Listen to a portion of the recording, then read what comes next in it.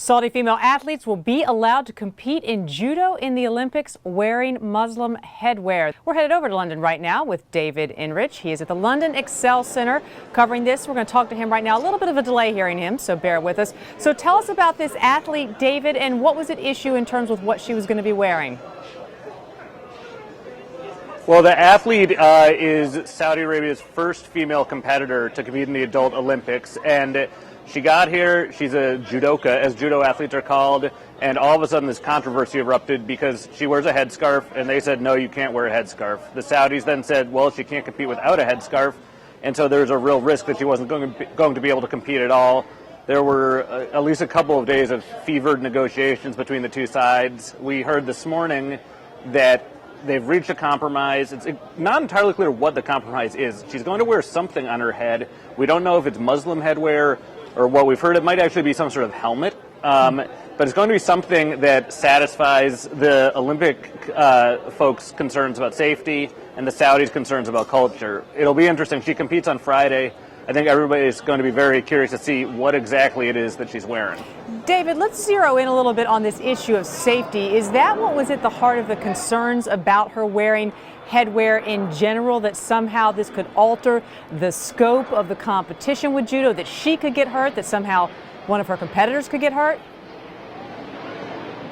Well, the Judo Federation said at the time, when they said last week that she could not compete wearing her headscarf, they cited safety as one of their primary concerns. I spent a lot of time yesterday actually talking to other judo athletes who were competing in the Olympics, and they universally, I talked to about 6 of them, and they universally said that's ridiculous. It's not going to jeopardize her safety. Some of them did say that they did not think she should be able to wear it because they just don't think there should be special rules allowed, but no one agreed with the safety issue. The bigger safety issue is that this woman is competing in the heavyweight category against black belts in judo who, and I've been watching some of them compete the past couple of days, they are fierce. It is going, they're really serious competitors, and she has never competed in international judo competition before. She is not a black belt.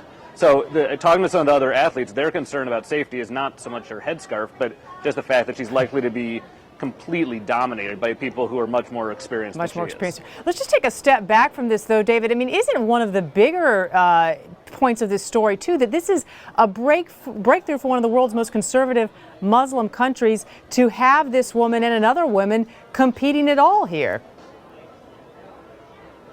Yeah, it is a breakthrough, and that's one of the reasons that everyone's paying a lot of attention to this. Saudi Arabia, when they announced that these 2 women would be competing, it became the last country that sends people to the Olympics regularly to admit women. And it was actually pretty controversial in Saudi Arabia. Some people greeted this as a huge breakthrough, calling her a trailblazer. Other people, when she appeared in the Olympic ceremony marching in the Saudi delegation on Twitter in Saudi Arabia, some people were referring to her and another woman as prostitutes.